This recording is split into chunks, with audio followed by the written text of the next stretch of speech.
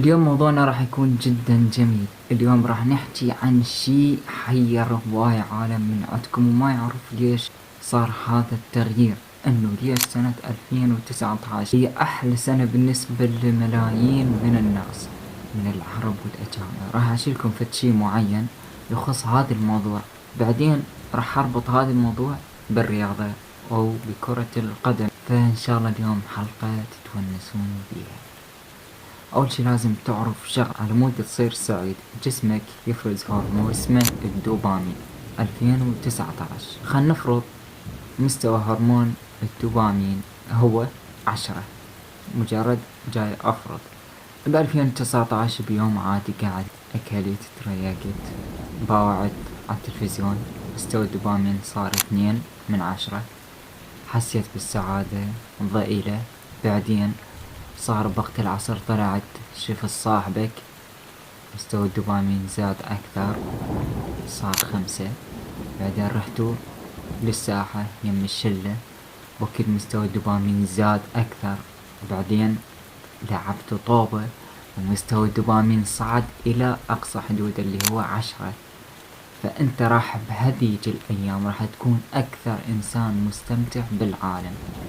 فلما تلعبون لعبة وتتونسون وأحلى لعبة تخلص اللعبة راح ينزل مستوى دوبامين، راح تروح للبيت تتعشى ومتبوع تلفزيون وهاي مستوى الدوبامين طبيعي. فشوف بعد يوم يومين أو شوف ايش وقت ترجع وتمارس هذا النشاط ومستوى الدوبامين يصعد وتكون مستمتع. أو حتى مثلا بوقت طلعات انه انت لما تريد تروح تطلع مستوى الدوبامين همين راح يرتفع بشكل جميل ومتوسط وطبيعي. راح تكون مشاعرك مو مختلطة، يعني بوقت السعادة حتكون سعيد، بوقت الحزن حتكون حزين. تمام.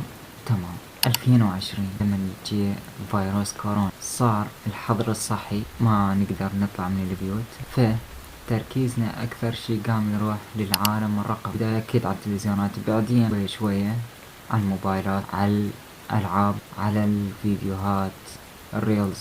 انت انسان طبيعي اول مرة تدخل فيديوهات الريلز راح تكون مثلا مزاجك حزين، راح يطلع لك فيديو حزين راح تظل تباوع عليه، راح تشعر بشعور الارتياح لين تشوف الفيديو يوصف شعورك. الخوارزمية راح تفهم شنو انت تريد بالضبط، فراح تطلع لك فيديوهات حزينة اكثر. حظل تقلب وتقلب مستوى الحزين يقلب، راح يطلع لك فيديو كوميدي انت راح تشوفه تتونس. انه بتقلب تقلب يطلع لك فيديو يونس، راح تشوفه تتونس. الخوارزمية راح تفهم ان انت تريد تشوف هيجي فيديوهات، راح تقلب يطلع لك فيديوهات اكثر. فصار اختلاط بين مشاعر الحزن ومشاعر السعادة.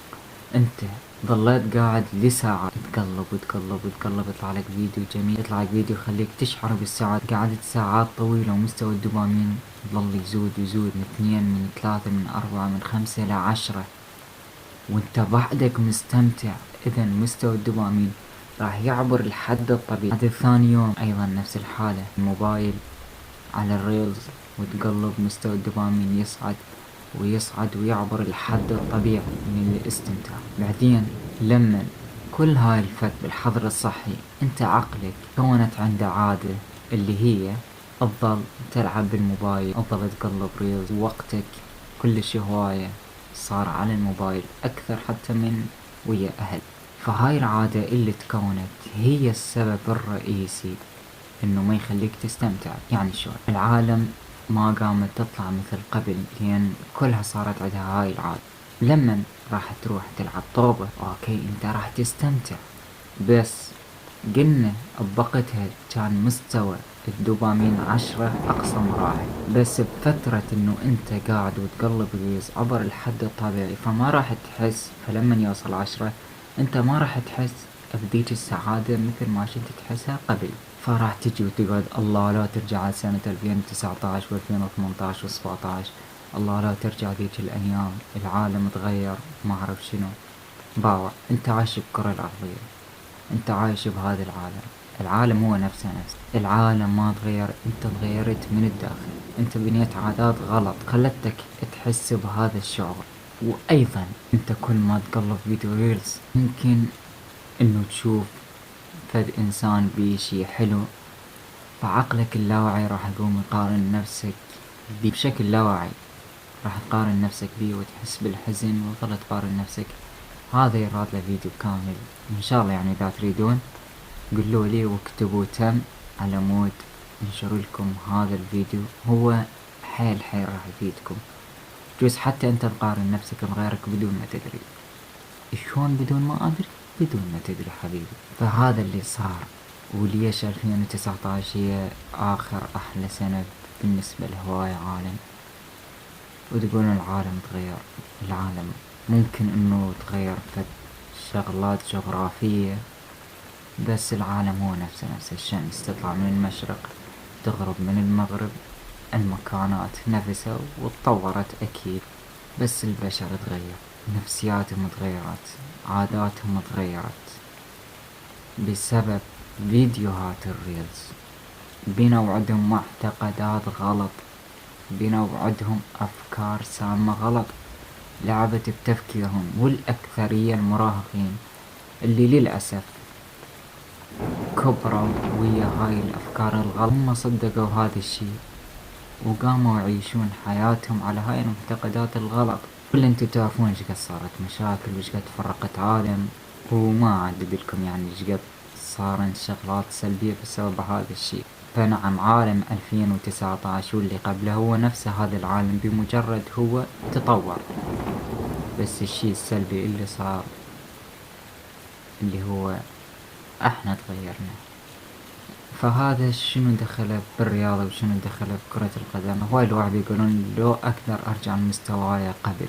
باو حبيبي، انت كلاعب وقوي مهاري بذاك الزمن ما كان العالم، ما كنت داخل بعالم رقمي مثل هسه. ساعات حيل هواي تقضيها على العالم الرقمي وعلى الفيديوهات الريلز وباقي الاشياء. تركيزك قل، تركيزك صار اكثر شي على العالم الرقمي. تركيزك اذا كان 95% على رياضة معينة، فالآن هو نزل وصار احتمال حتى 50-40%. فشي طبيعي لما تركيزك يقل بخصوص شي معين ما راح تبدع بيه. فليش هسه هواية أندية ما يخلون لواعيبهم يتعمقون بالسوشيال ميديا؟ بين راح يقلل تركيزهم. وأيضا فيديوهات الريلز هي اللي خلتك تسهر، وحتى جزء علمتك عادات غلط انت تسويها لحد هذا اليوم. لما ساعات النوم قلت، لما الأوقات اللي تقضيها على الريلز زادت، أكيد شي طبيعي روتيني إنه تركيزك راح يقل. تنسى شلون أنت تلعب طوبة، راح تنسى هواي شغلات. فالحل شنو؟ الحل إنه تبتعد عن هاي الشغلات. مو ابتعاد كلي، وإنما ابتعاد جزئي. مجرد إنه تقلل من الساعات اللي تلعب بيها بالموبايل، وإنه تحافظ على وقت معين للنوم، وإنه أيضا تعتني بصحتك بأكلك، وحاول تبتعد عن الأفكار السامة اللي تطرحها السوشيال ميديا، خاصة المراهقين. انت كمراهق راح تقول اني واعي، بس انت مو واعي. اي والله انت مو واعي، يعني لازم نشوف لك حل. وصلي على النبي محمد وكان وياك اي كيزيا.